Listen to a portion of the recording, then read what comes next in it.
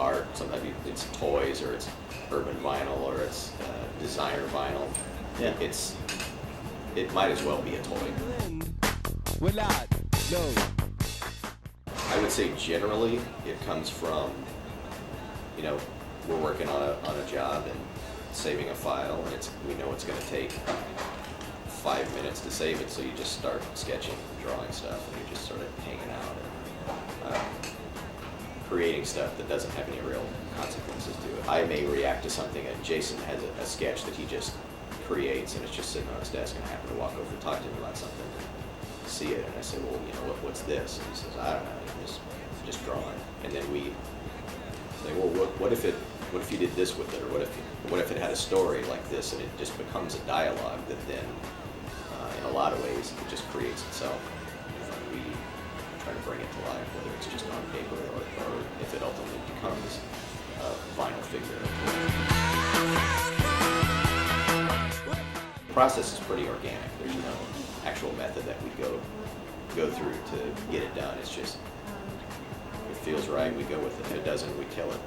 A lot of stuff gets killed or halfway along the way, I guess, in the development of it.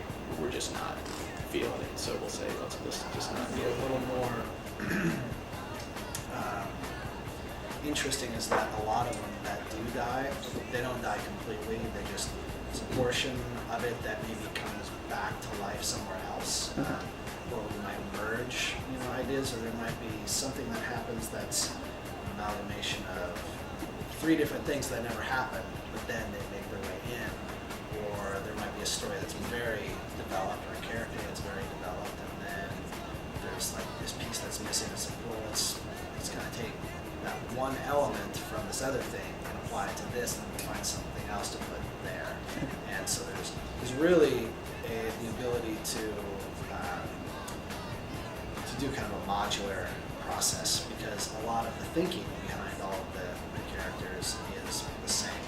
There's a certain point of view, and some of the new things that we've done, we're even like taking cues off of our own toys now and saying, we're building a visual family of characters, and so it's interesting to see how our own characters are influencing new characters, but in a new way, in a fresh way, and then it really helps because it helps build our identity and our aesthetic and brand.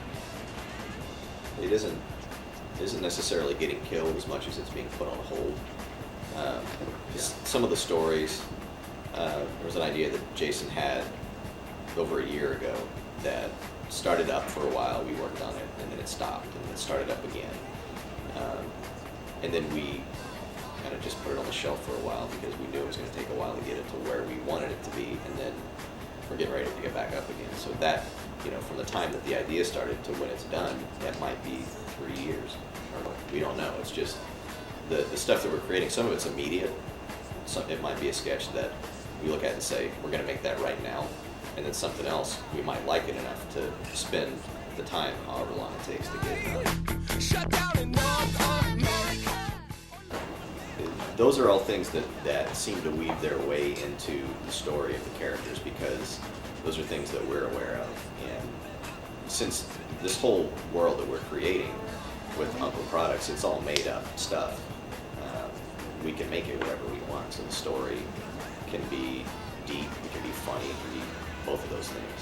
It can build awareness about global warming, it can build awareness about crap that's going on around the world that's stuff that's serious, I guess, that ultimately you would associate with a toy, but that's also who we are.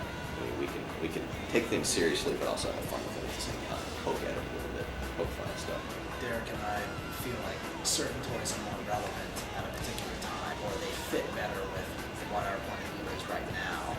But that's a perfect example. We did the Hasbro characters first, just because we felt like that was a little more had a little more edge to it, and that was a better way to introduce. Where Tinbo was a character that was created before that. That was sort of the original true character, but it didn't feel like the right thing to release at that time. And so we flip-flop things, and then there are characters that I'm sure we have, sitting somewhere in a sketchbook that we'll rediscover, and it'll fit in the right time, and those things will come alive or piece of it will make it back in. So it depends, you know, on what's going on, not only for us, but what's going on in the world. Because some of them speak to social issues, or they speak to environmental issues, or whatever it is, you know, and stuff. And it just needs to be. Have lots of mimes. It's like when it feels right, and then we do it. But if we're forcing something, Yeah, then you it don't kind of wanna goes rush it. against the whole point. Yeah. And the plush stuff really was, that's more of an adaptation of characters that we had already created. We just kind of said what would happen if there was a four-legged plush thing. Yeah. And it's not, doesn't necessarily further the story. It didn't really add the kind of value that we thought that it would. Yeah. We thought it was a cool idea as we developed it, talked more about it. It just wasn't the right way to go. But that stuff's cool. I mean, for personal reasons, I think we'd want to do it. We're gonna do a line of Hillary dolls. I don't know that the world would be nice again if Democrats get elected. I think Democrat or Republican, we're pretty much screwed either Yeah. way. So, not to be negative about it, but you know, I think that's just. I think the days of the two-party system, that whole thing should just be blown up, figuratively speaking, not in a Totally. jihad sort of way. We don't have those. So where's the love? Where's the love? Where's the love? Where's the love? Where's the love tonight? But there's no love, man. There's no love and the kids are uptight.